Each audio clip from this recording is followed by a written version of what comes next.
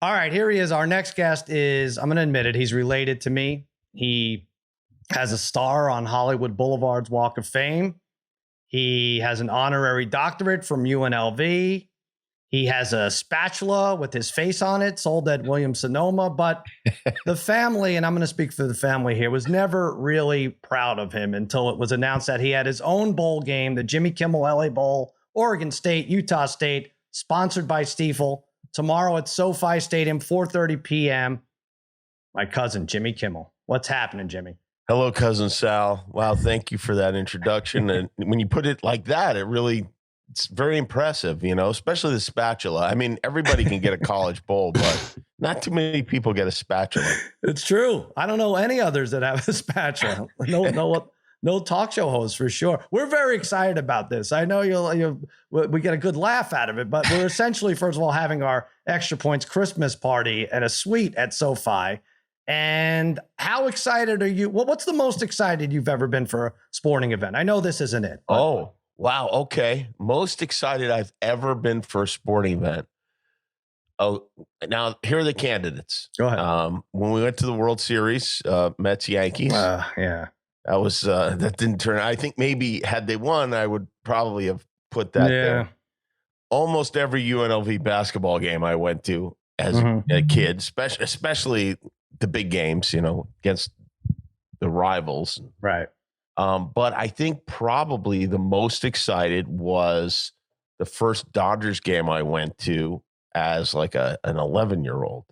Wow. We lived in Vegas, and I had not ever been to a Dodgers game. We watched the games on black and white TV, and we made a journey. And one of the rare occasions that my parents' station wagon did not break down on the way to LA, and we'd have to, instead of a vacation, it would be my father slamming doors and yelling on the road somewhere.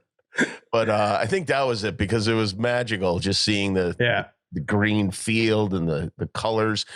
I was like not really aware that the Dodgers numbers were red. It didn't really hit me until I saw them in person, and I could see Dave getting excited hearing uniform porn that he loves so much. Did they beat the Pirates? You probably don't remember. It would be cherry on top if they beat the Pirates that night. They weren't playing the Pirates, that's for sure. And I do not remember. It was Expos. It was a less colorful team. Gotcha. Good for Jimmy Kimmel. That's nice to hear. He's an esthete like Namesake, and he understands that were it not for the red number, that's what makes the Dodgers get up sing. If you take away the red number, what are they? They're the Kansas City Royals. They're the Royals, yeah. That's it. By the way, Royals have pretty good uniforms. Not bad themselves, but yeah, the red, it's the details that really make it sing.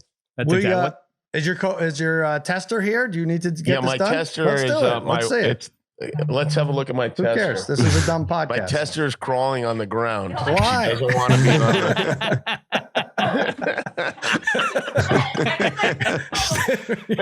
it. This is ridiculous. Pajamas and an apron. This is we're going to look back on this and laugh and oh no, we're not. Well, I hope so. I mean, Sal, he's got to do it. Otherwise, how are we going to know if he's going to be able to go Saturday? Right? This is exciting. Right. He's the master of ceremonies. Go ahead. It all hangs in the balance. Yeah. Nah, Jimmy, you got to thank you. Deviated. You guys do this regularly, this nose swab thing? Look at that. Wow, she couldn't get out fast enough.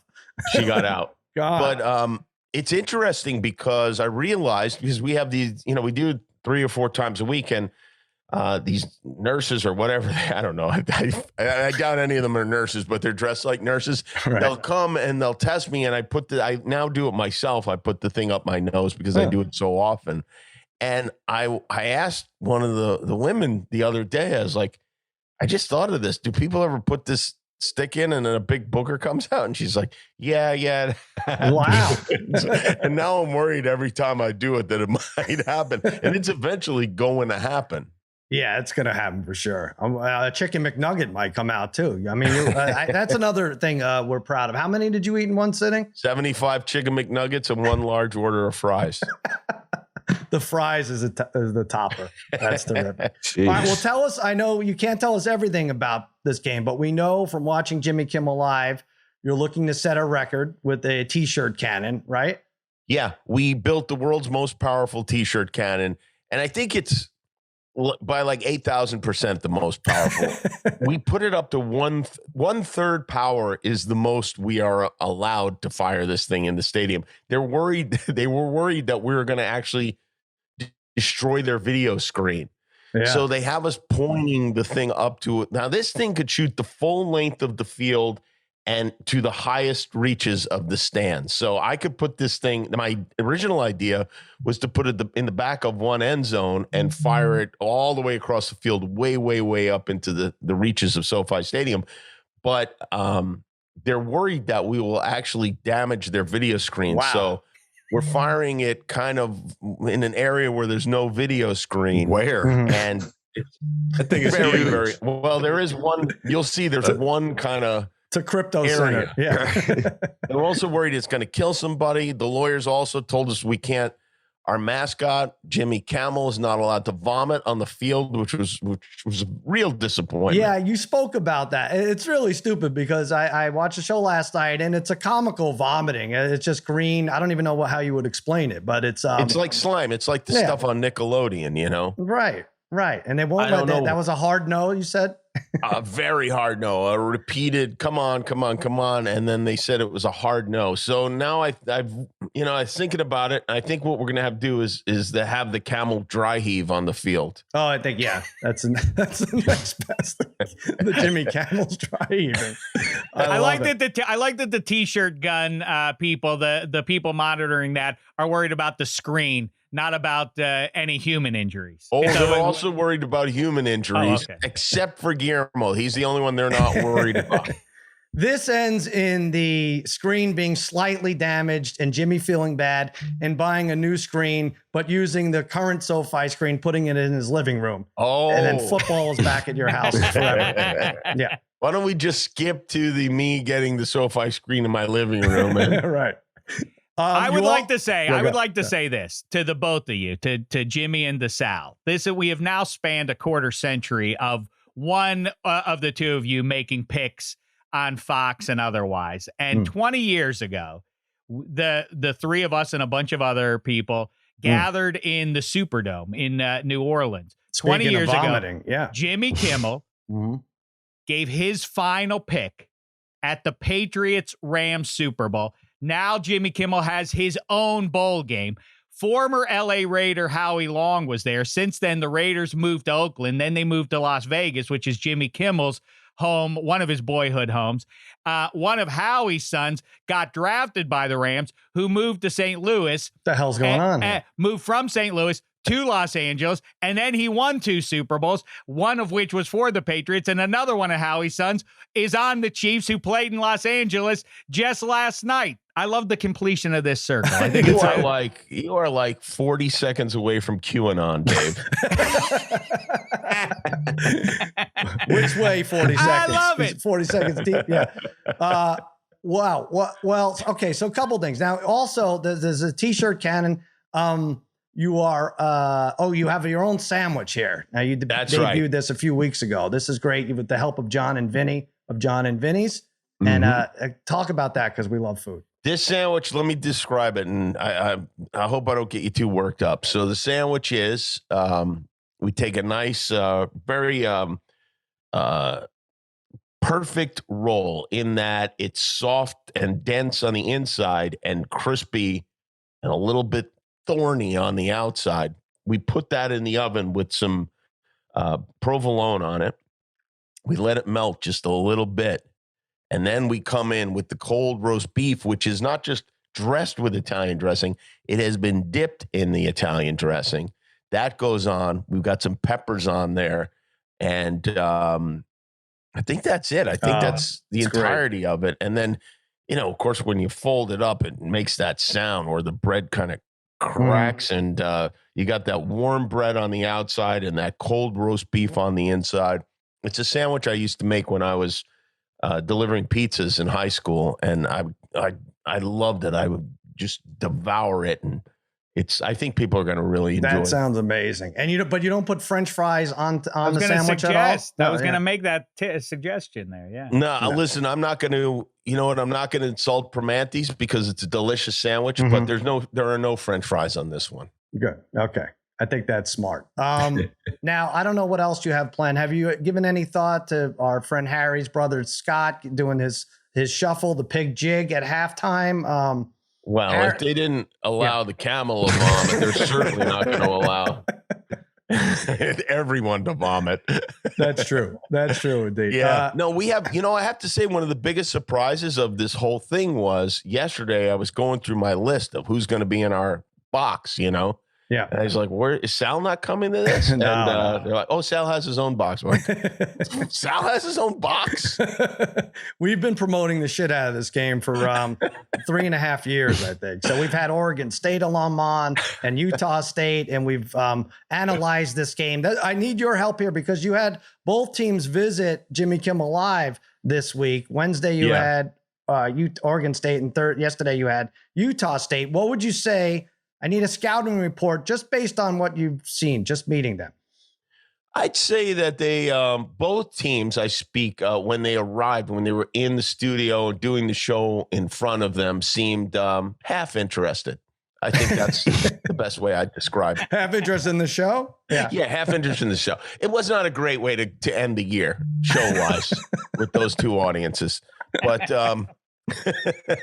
I didn't get a real sense based on their appearance as a studio audience of who's going to win this game. I was trying, I was fishing, but unfortunately, you pick a representative of the team, and one of the kids stands up, and you never want to talk to the kid who stands up. It's just not the one. Yeah.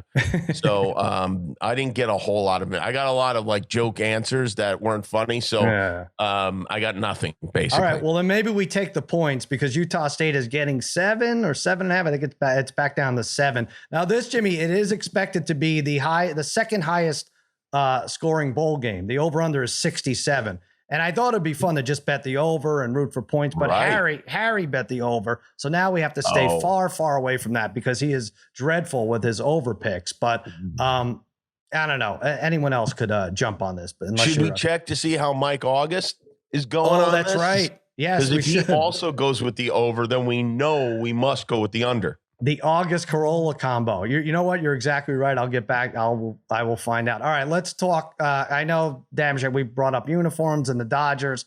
You're okay. There you are. So those will be the jerseys, and then the pants. Shaq, the Beavers will wear. They won't go all black, will they? Or maybe they will. Yeah, right? they will. They will go all black. I mean, clearly the uniform victory for Oregon State is a decisive one. Utah State seems to have just vacated any sort of attempt to cobble together a nice looking uniform. I mean, this couldn't be a lamer get up for the Aggies. That's their name. I talk about it. This is a bad mascot matchup as well. Beavers versus Aggies. Versus Beavers. I think we can all see if you have even I was going to say two eyes, but even if you have one eye, I think it's pretty clear that orange and black, as I've said before and will say again now, if you gave me my own franchise, it feels like Kimmel is tracking towards potentially owning his own professional franchise. So or keep this in or a college. Yeah. Either way, I think it's pretty clear. Black and orange is the number one color scheme available to human beings who own Wait a minute. You've been screaming about black and gold for 25 years. Right? Well, that's the coolest thing going in. That's the coolest uniform thing for any one city, that all three of the professional teams wear black and gold, but that belongs on the banks of the three rivers. If anywhere outside of Pittsburgh, Pennsylvania, black and orange is as good as it gets. Are we right about that? Do we agree about that, Jimmy? I don't agree at all. Really? What would yours be? It just brings to mind Halloween to me. Okay, fair. Well, it's football's played in autumn. And I think you're totally right on Utah State. It looks like, that website Zazzle where they'll put anything on a t-shirt, and there's crappy graphics and you get a crappy price. It looks like they Zazzled this helmet that they have. It is kind of an American flag, and I get it because the Utah State Aggies, it's USA, but it's very poorly drawn. I'm guessing they're not a great graphic design school. The logo, from a logo standpoint, the Beavers absolutely destroy the Aggies. I mean, and of course, in fairness, the Aggies, what are you supposed to draw? Is somebody farming? An Aggie is what an agricultural, what we don't even know. Something agricultural. It's a ridiculous nickname. And it would be okay if it was particular to one school, but it seems to have spread all over the country. So, from a mascot logo standpoint, Beavers not even close. The uniform does look good, I think. I don't know. I'd say for football teams, it's different than it is for baseball teams. Yeah, I'm going to say the number one color scheme. I kind of like a scarlet and gold, I have to say. What do you mean, like USC? Like the Niners or, like SC. I think I like that. I think it looks good on the football field. I think we're over there. I think the Lakers have it right. I love when LSU plays in the purple and yellow. That's yellow, right? That wouldn't be gold. I like that. That's vibrant SEC colors. We talked like a about Vikings kind of thing. Yeah. Vikings, LSU. I agree with Well, Sal. I mean, we got to say Thursday night football, Chiefs and Chargers was just heaven to look at. I mean, that was gorgeous. Raiders at Steelers earlier this year is a finalist for a Shecky Award, best uniform matchup of the year. Spoiler alert: Beavers v Aggies is not going to be in the finalists there. It's not. North Carolina's powder blue when they paid a visit to play the royal blue and gold of the Pitt Panthers. That also is going to be a Shecky Award finalist for uniform matchup of the year. But while you're here, Jimmy Kimmel, I offered it to you. I frankly, I don't mind, I don't mind pulling back the curtain here. I know it's all the rage to be sharing other people's text messages and correspondence right now. So some people are miffed about it, but mostly it's okay to do. I emailed you. There's no greater gift that Dave Dameshek can offer than to say, would you like your own Shecky Award this year? I said that to Sal and to Jimmy Kimmel. I didn't even get a goddamn response. First of all, not even the dignity of a response. I agree that there is no greater gift, but that doesn't mean it's a great gift.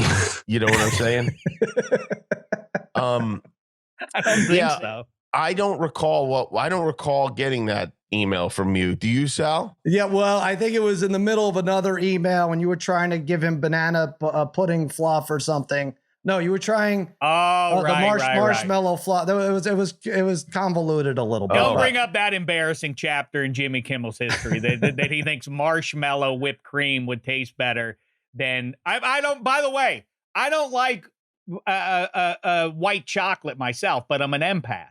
And I know other people like it. And white chocolate whipped cream people would love. No, people don't like white chocolate. And in fact, that's why we call it white chocolate, because it's not, that's the only thing that makes it even interesting is the fact that it's white. If it was brown, we'd call it bad chocolate. We'd call it overly milky, not that good chocolate.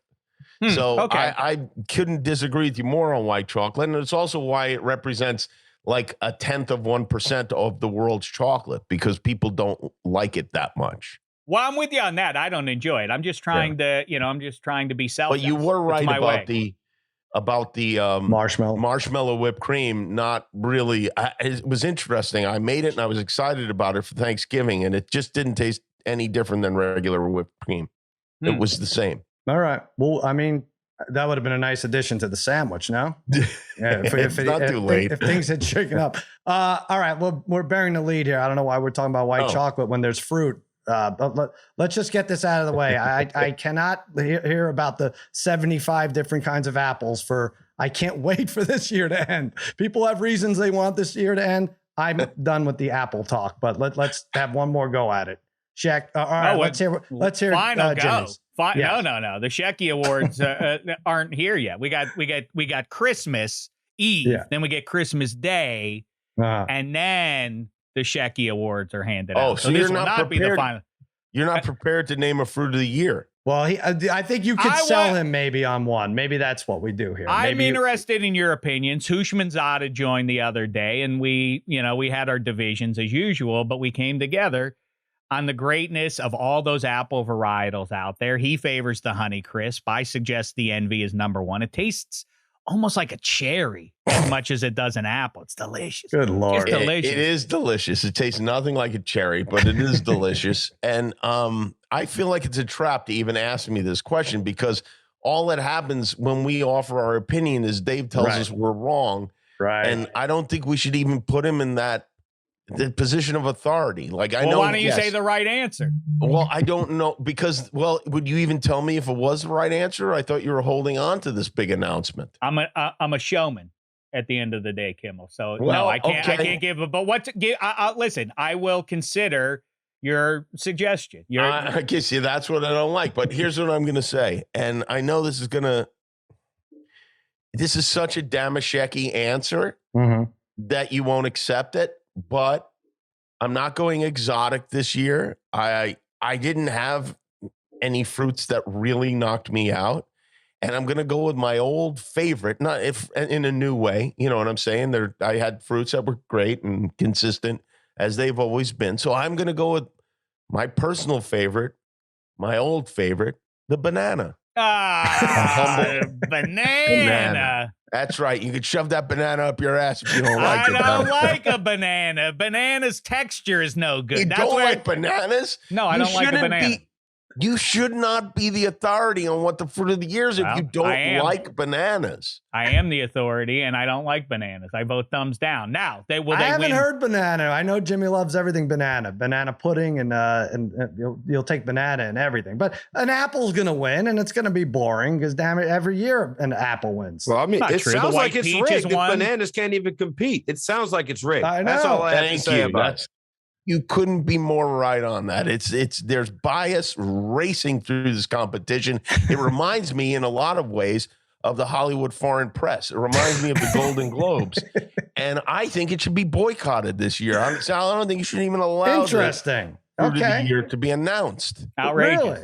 Outrageous. You have to consider banana. Can I just say, I think that in a topsy-turvy world that we live in today, going back to an old faithful, I don't think there's anything wrong with that. Go with what makes you right. You know it's standard. You know where you're getting when you go there. Especially with all we've been through. Exactly. The banana is there all year round. You don't have to. It's not even seasonal. They come to you. You could see when they're ready. There's no question about when they are ready. I mean, you don't never bite into a banana and get a surprise. Mm-hmm. It's right there. If there's brown, it's not hidden on the inside. You can see it on the banana. Children love it. It's very versatile. You wouldn't consider another fruit in an ice cream, really. Maybe a cherry on the top, but a banana or a strawberry could be 30% of a sundae. Well, first of all, banana bread. You mentioned children. Banana bread. By the way, banana bread. Just because everyone made banana bread during a pandemic this year, it should absolutely be considered towards the top. And Sal, name one other fruit-based pudding that competes with banana. Coconut. Blueberry. I count coconut as a. Yeah, that's right. No, you this never is had. Like you when he never said had, cinnamon ice cream. This doesn't exist. You just made this up. Yeah, his favorite ice cream is I've cinnamon. absolutely had coconut pudding. I don't know what you got, what world you have been living in, but I encourage you to send one of your kids to school and have them give the teacher a banana instead of an apple. Let's see how that goes over. Well, Who would want that? Food is not allowed in the schools anymore, so that's not even an issue. Jimmy, he's got 11 kids. You know how you win this once and out. for all. You have a bowl game named after you. You have a TV show named after you. Make your own fruit, and then it'll always be the fruit of the year. Yeah, just get your own fruit. That's right. My own fruit. Yeah. All right. Boy, wouldn't that be something? I guess that would really elevate me to a godlike level. I mean, just make your own fruit, dude. fruit. Damashek, why don't you get your own bowl, the fruit bowl? And in the fruit bowl could be all like the top dozen fruits of the year. And you could have sponsors. You could have the whole thing. You have the fruit bowl, Dave Damashek fruit bowl. Sell tickets. Mo Damashek would show up, and that would be it. It would just be me and Mo Damashek. Give your mother some pom-poms. Have her jumping around cheering. I don't even think she'd show up. I really don't. Well, this is very Even exciting. that would be too low for it to be like, you've gone too far now. All right. We're busy. Oh, well, we're very excited now, Jimmy. Did Jimmy Kimmel It's going to be fun. Yeah, LA it should Bowl. be a the fun... last time you took your staff to a sporting event, the Cubs made history and threw a combined no-hitter. So maybe we see sports history. Maybe no first downs in this game. I don't know what it You're would be. right. The Cubs threw the most boring no-hitter I could ever imagine seeing because of this pitching switch out nonsense. Right. Last night, as my wife was putting our son Billy to bed, she was trying to get him to go to sleep, and she started talking about all the things that we have coming up over the next few days, with the holidays, and you're going to go to Nani's house tomorrow. You're going to sleep over there. And then we're going to go to Daddy has a football game. We're going to go to the Jimmy Kimmel Bowl. What a weird thing to tell a child. It's so stupid. Daddy has a football game. These kids don't know what the fuck is going on. Daddy's with Spider-Man. Daddy has a football game. Well, listen, they'll catch on as soon as they put some money down on it. We got to figure out who we're betting. But yeah, you're right. You keep saying we got to figure out who we're we're betting. TJ Houshmandzadeh said he's going to be there. I'm not betting on anybody but Oregon State around it. I know. I was thinking that he's in the suite with us. TJ Houshmandzadeh, who along with Martin hosts a Lemon Pepper Parlay podcast, is an Oregon State alum. Obviously a very good pro too. So yeah, I don't know how much rooting we could do for Utah State if he's there. But I do want to remind people, extrapoints.com/arcade, lots of free to play games. And one of them is the Jimmy Kimmel LA Bowl prop quiz.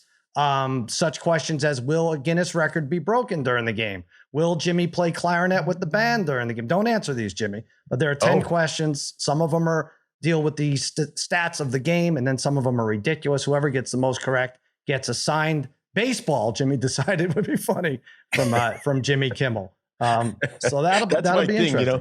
I like to get athletes from sports to sign the wrong ball. Like I have a baseball signed by Magic Johnson, and I have a basketball signed by Joe Montana. And I think I have a football signed by LeBron. I don't remember who I got signed by, but I enjoy that. There's something funny and slightly confusing about it. Well, we're very excited. That's tomorrow, December 18th, 4:30 p.m. Pacific time. The Jimmy Kimmel LA Bowl, sponsored by Stiefel. LABowlgame.com. Get your tickets. They start at $32. That's nothing. The way we throw money around, oh my God. I have a feeling that a lot of the people who'll be there just kind of want to see the stadium. Yeah, I was just going to say that's reason enough to go there. The stadium is so cool. It's awesome. It really is worth the journey to. It will be awesome until I blast out those giant video screens with my T-shirt. You're going to see the screens for 11 minutes, and then there's going to be a 7-hour delay trying to pick the pieces up off the field.